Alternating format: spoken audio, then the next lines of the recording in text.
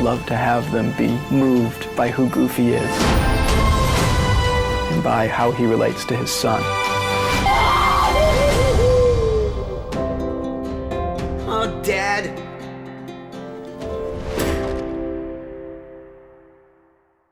Welcome in. It's another episode from the Critics Collective. And before we talk about this documentary, Not Just a Goof, that just came out right now on Disney Plus, we're going to get into, I just want you to subscribe. I really do. At the end of the day, it's not just fans of like Disney animated stuff or documentaries, whatnot. We just want to make sure that you understand we're on the road to 4,000. Okay, brand new channel, just started off. And if you could just hit the subscribe button, like, comment, follow, all that other stuff that, you know, gets the algorithm moving, we'd greatly appreciate it. Today, for this episode, I'm with Iris, I'm with Manny, I'm the Dad Panther, and we're going to get into this. Now, this documentary is only an hour and 27 minutes. And if you know me, an hour and 30 minutes is the sweet spot for a lot of the content that I like to enjoy. Now, I'm going to read in my famous movie tone voice what IMDB says about this. And then we're going to get into first impressions with the gang. We're going to go ahead and talk about the highs and lows, and then we're going to rate it. And IMDB says, Not Just a Goof is a documentary exploring the untold story of a Goofy movie. It follows a young creative team tackling their first Disney feature, its initial disappointment, and the surprising resurgence decades later. Manny, would you say that this is an accurate description of this documentary? Yeah, pretty much. Good. It doesn't pay justice to what I actually watch as far as the documentary goes, but it's pretty much an accurate description. Okay.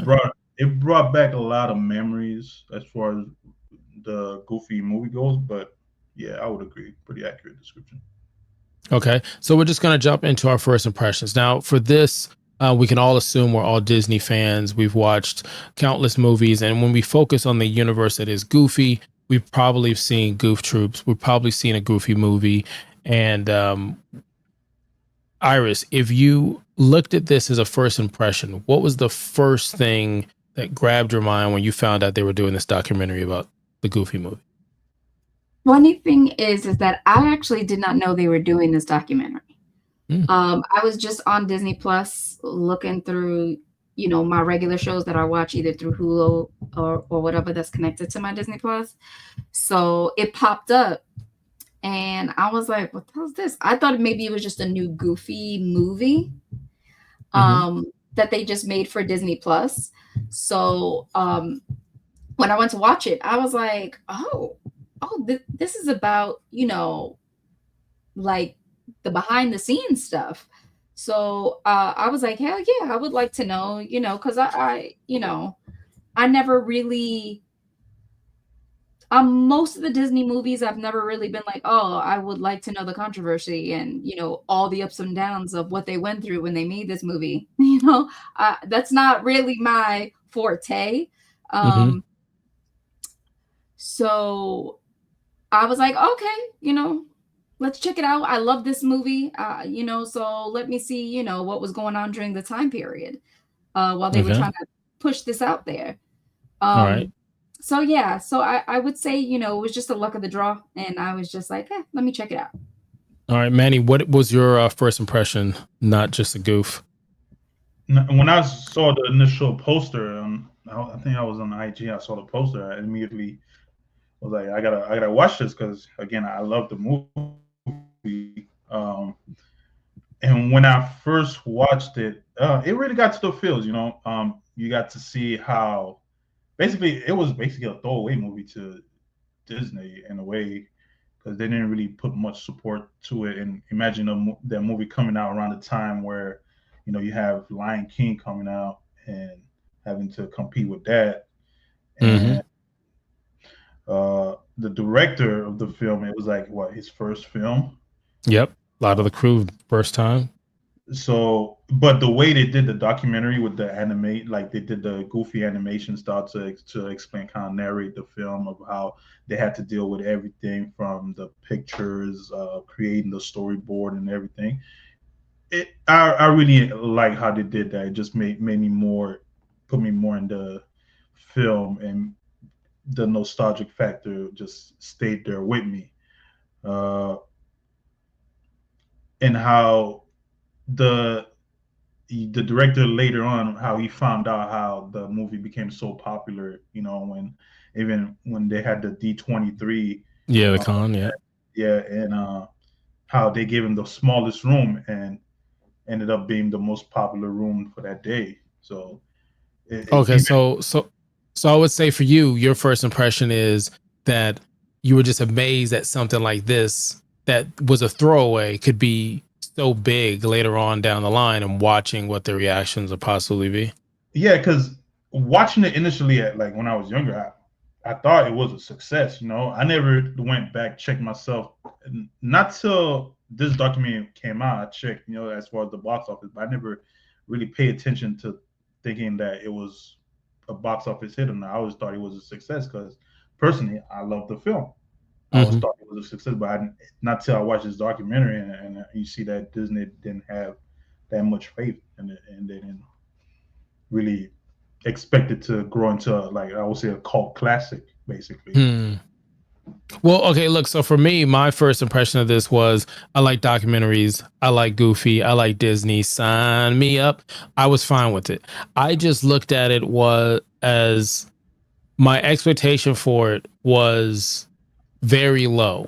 And why I say very low is I expected for them not to say what I'm thinking, not to answer certain questions. I just thought they would go in here and say, hey, Goofy and some projects that we've done led up to this movie, and the movie's done. So the bar for me was low. I wasn't expecting the quality that I get from behind the scenes of Mufasa. That's, the new one that came out on Disney Plus, or anything up to that extent. Because to me, much like what you guys are hearing, hey, this movie was a flop.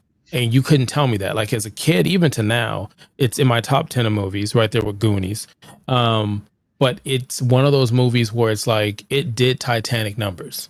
It was a part of my childhood, the soundtrack and the storyline. So you couldn't tell me that this wasn't a phenomenal hit worldwide. Now, with that being said, Iris, what were the highs and lows for this film? Okay, let me get started with highs. So highs for me is I just was very interested about knowing all the backstory of it.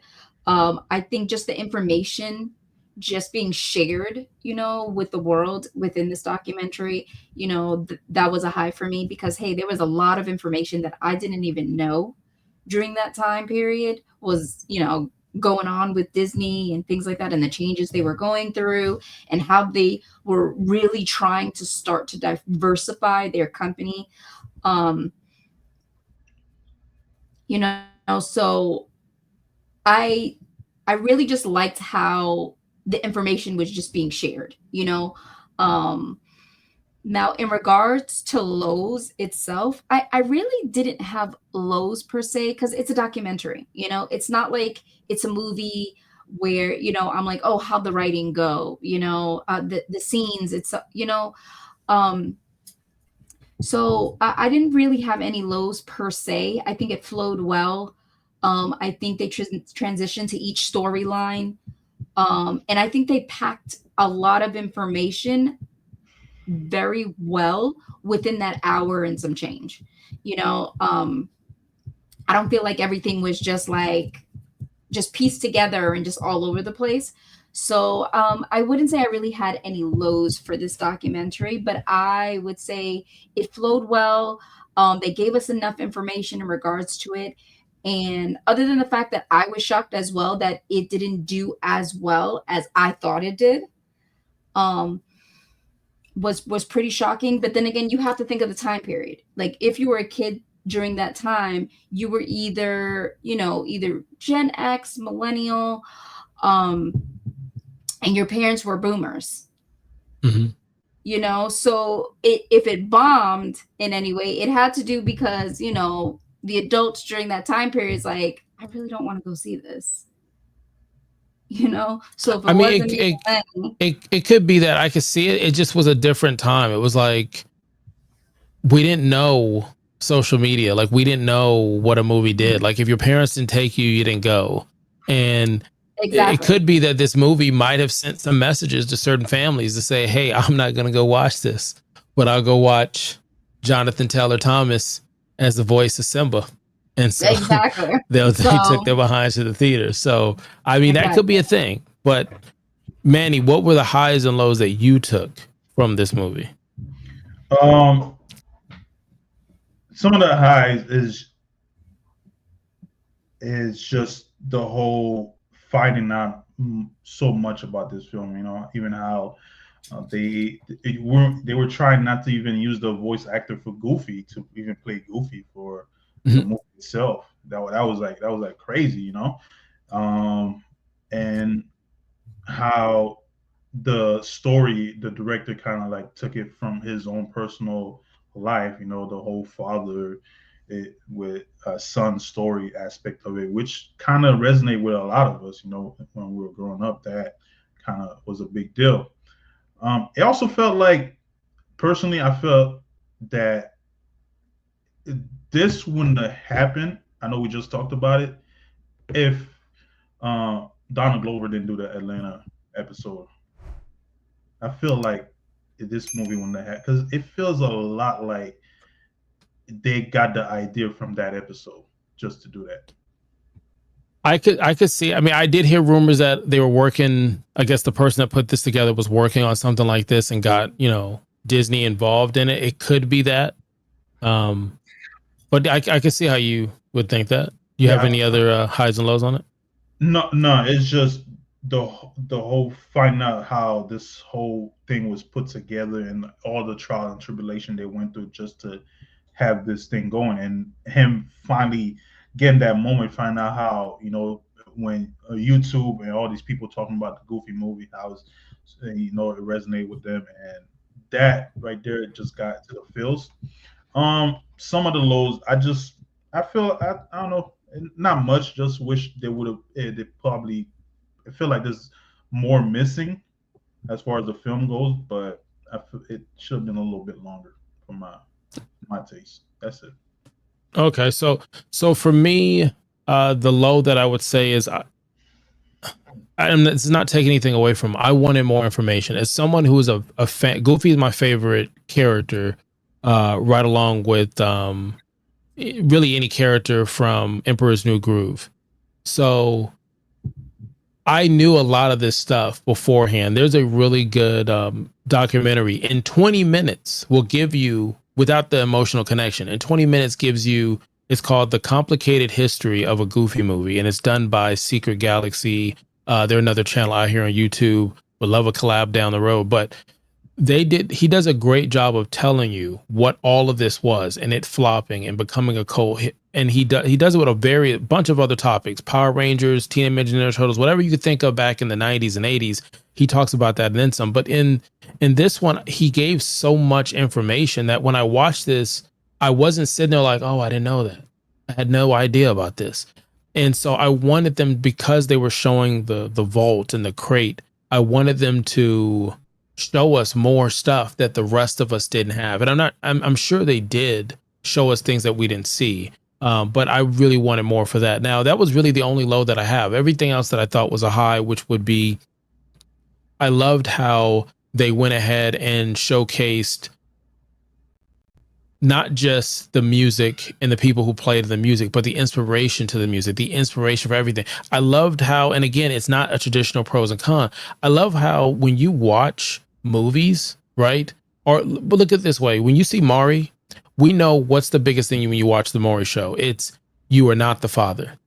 She is not the mother. Like you're sitting there and you can't say she's not the mother. You know how that works. But point blank, the people watch for those moments, like Maury now, and the camera run around or whatever.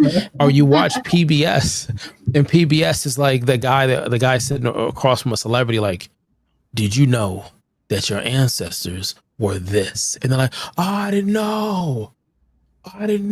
I was a bad person my whole life. I had no idea I was part this. I felt like this movie was our paternity test. That's just my thing. Maybe just me being a millennial growing up on this. When they brought in, and they knew what they were doing, they waited halfway through the movie. They're like, we're going to show you the guy who designed the characters. And it was a black dude. And I was like, oh shit, here we go. And like I said, my bar was low because I'm like, Disney is not going to go up here and say what culture has been either taken or side by side comparison, whatever it is from the African American community, from the brown people all over the world, whatever the case, right? But when they sat there and showcase that they got Prince's backup singer to do the song and they got the choir going on the back and you can hear the gospel tones. And then they got Campbell who comes in and he's hitting it. Then they tell you Powerline is Bobby Brown, is Michael Jackson. All these years we've been saying, come on, man, that's Michael. Come on, that's Bobby Brown. Come on, that's whoever was big at that time in the 80s and 90s. And for them to publicly say it and then go a step further and say, to see the African American community connect to this and see this, and for them to say, we're just trying to make a movie that was connecting. I thought that was so big. I thought even higher and more conscious of that was when they're sitting there basically saying, hey, it is so cool to watch these different group of communities come together and still have that common thing. So it wasn't a black or white thing. It was like, I'm a teenager. I have a relationship with my father. I don't have a relationship with my father. I don't have a relationship with my mother. I don't have parents. Whatever it is that you were going through, you were able for just a few moments to sit on the couch and be like, I am this young person trying to figure this out. And I thought that was cool. Another great thing about what this documentary was doing was this documentary, I thought, gave a lot of light to how animation had soul. And I know sometimes we say the word soul and we put it with, people of color. I don't mean that. I mean, like, sometimes we'll look at something, we're like, it's lifeless. And sometimes we look at these flashy movies that are CG'd and we're like, it's just missing something. But to watch how they would be like, he would record hours and hours of his own emotion just to mail it. Again, we do text and all, just to mail it, just to get the animation to do this body language to go ahead and do it. So I just thought, like, those were the things that I enjoyed about it, that were my pros and cons. So with that being said, it is time to get here and rate this thing. And over here, we like to rate it from a 0 to a 5. Okay, a 0 to a 5, and we're doing the Not Just a Goof. It just came out on Disney Plus, and we're gonna see what the panel says on this movie. But before we go in and we rate this movie much better than some of the other animated movies that we've done, if you're curious what we have that's animated, go ahead and check that out in the playlist. And we also have a playlist if you want to see something that's throwback in there, like some of the older stuff that's in there. Now, before we go ahead and get Iris's ranking or how she's going to rate this, make sure you hit the subscribe button, like, comment, post, all that other stuff. We would appreciate it. On the road to 4,000. That's where we're at now. Over 20, I think it's right now 2,600 followers or subscribers. We appreciate every one of you guys. Thank you very much. As we keep putting out more content, find different ways to entertain you and bring you in the collective community that we have here. Iris, what are you putting this documentary? I am going to give it, unfortunately, we don't have halves. So I'm going to go with a 3. You're going to go with a 3? Yes, because I can't give it a 3.5. Because 4 is good, but, I mean, there were some parts that were a little slow moving, a little boring. But but I would say if we had 3.5 accolades, I would give it 3.5 accolades, but I will go with 3. Okay. All right, Manny, what are you looking at? Kind of agree with Iris, but I'm giving it a 4. I wish, again, you touched on that, Ron. I wish they would have touched more as far as the Black community effect on this movie's popularity later on, as they kind of like just throw a little montage here and there of people, YouTubers or influencers like talking about the film, but they didn't really delve into that. I feel there's more they could have delved on as far as the story goes, but Disney, they wanted to hit you with the feel, which kind of made me enjoy most of it and made me very nostalgic of the film, and made me rewatch it again. So all in all, I'll give it a 4. Okay. So for me, like I said, the way this movie connected to me and for how this documentary came out, I'm going to give it a 5. Now, I know it's not the movie, so I'm not connecting it to the movie. The reason why I'm giving it a 5 is, like I told you, it's when you watch Maury and you watch those shows that talk, the connection of your ancestry, to have Disney put something like this up and connect it to the African American community. Like, again, something that we've been saying for a significant amount of time, and not just saying, well, they said, Goofy's black. And it's not that they're saying that, but them showing the dance stuff. Like, we saw the fashion and them saying, oh, yeah, we got the fashion from this community.